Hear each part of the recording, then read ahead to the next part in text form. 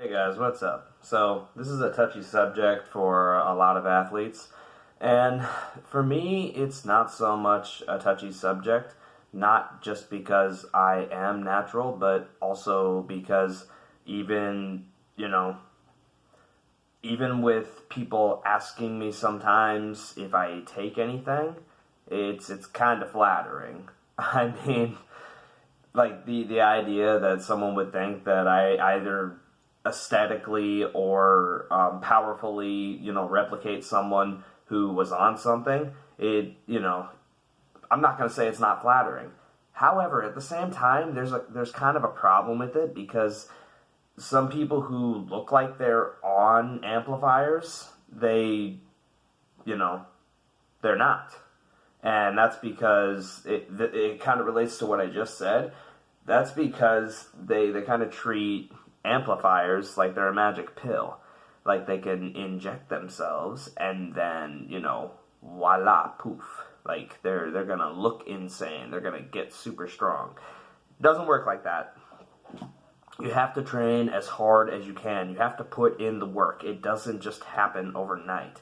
I mean, even if you're on amplifiers, like, it takes time. It takes a while. So, as a natural athlete, you're going to reach your limit, a lot faster, obviously. But you can still break through plateaus and plateaus and plateaus. And this is something that I always tell people. It's kind of like looking at the glass half full versus half empty. Like, you can only go so far naturally, but your limit is not as low as you think it is. Like, I kind of feel like I'm near my natural limit, not gonna lie, which is very disappointing because I mean, PRing, that's all good and stuff, personal record. That's all good and stuff, but, like, training in general is just something that I love. Like, getting under the bar is just something that I love. So, taking my time to get to where I want to be in terms of strength and aesthetics, which is probably about 10% of my 100% goal, so not very much. 90% of my efforts are 100% aimed at just putting weight on the bar. So, yeah, I personally have never felt insulted when I have been asked if I use amplifiers or if I'm natural. I find it quite flattering. However, other people will, some people, and I won't name names, but quite a few people, and mostly famous in the fitness industry people, will absolutely get butt hurt if you ask if they're on anything. Why? Because that's what they do for a living. It's entirely based on the central premise that they are not only natural, but like that's how they fool clients into thinking that the strength and the aesthetic that they have is attainable naturally. And clients think that if I do what they say, I'm going to get there too. Not true. It doesn't happen that way. Like, it's, there's so many disheartening things. Like in one of my previous videos, I mentioned how Billy the Blue Ranger from Mighty Morphin Power Rangers in the 90s, in the first 3 seasons, he was ridiculed for being gay, which broke my heart. It's disgusting. It had nothing to do with the show, and he has every right to be attracted to who he's attracted to. It just made me sick. Like, I don't want to know who was making fun of him because it would just make my heart hurt more. But I felt so bad for him because he was such a good guy and such a, good, lovable character, and it destroyed my world on the inside a little bit when I discovered that. And I discovered that at 25, so that's when my emotions started getting the best of me, and I started slipping into a darker place. But these things just make me sick. And the idea that an athlete monetizes their platform, that's not the bad thing. The bad thing is what's going on behind closed doors. How much shade is there? Are they relying on, a fake natural status to sell their products and their programs to customers? Because if so, that's disgusting. It's despicable. Like, you're going to shell out hundreds, sometimes thousands of dollars, to, get to a certain level physically, aesthetically, and powerfully, and you're not going to be able to get there. Not after, They could put in, someone who's on something, they could put in 5 years of work, you could put in 20 years, and you still probably wouldn't reach the level that they reached if you're both working as hard as the other. Anyway, that's the huge difference between enhanced versus not enhanced. So, it's a dark, shady road. However, as far as my personal choices go, a few years ago, I made one of my first YouTube videos. It was horrible. It went nowhere, and I appreciate you guys viewing my videos when you do. But I went on a rant, and part of that rant was how I would never take anything.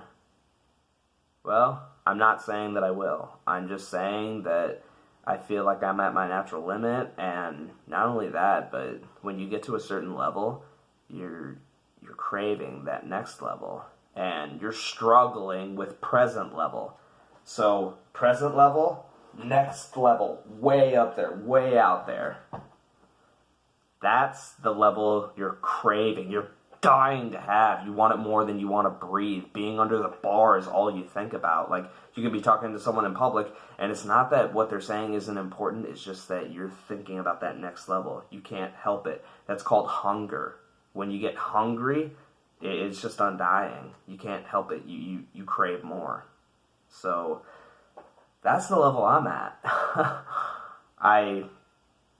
I hit 3 PRs tonight on my deadlift, and they were max effort. They were max effort PRs. They were not rep PRs at all. I kind of got tired of rep PRs. I was happy about them, but I wanted a new 1 rep max, a real 1 rep max, not by some lousy 5 pounds or anything. But last night on my squat, I PR'd by about 20 pounds, and then on my bench, I PR'd by about, I was struggling, because of my depression a few months ago, I was like struggling with 255 almost the whole time for a single, like struggling bad. And, now I'm, hitting, 265 for doubles, so that was nice. But I hit about a 25 pound PR on my bench, always with a pause. Almost all my lifts have a pause. And then my deadlift tonight. 3 PRs in a row, and honestly, I was really happy with that second PR, and I'm just thinking, I don't even care if I get this last one.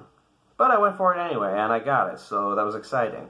But I've come so far, so I keep pushing and pushing, because I don't have anything else to do. All I do is work outside of training, and, training my cousin and a few friends. But I crave that next level.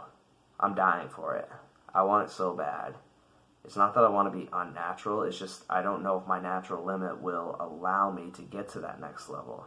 So, in that little video rant that I had some time ago, I said, I'll never touch it. Definitively. My mind has changed. I'm not saying I will take anything, I'm just saying that I don't know if I will or not. I want it so bad.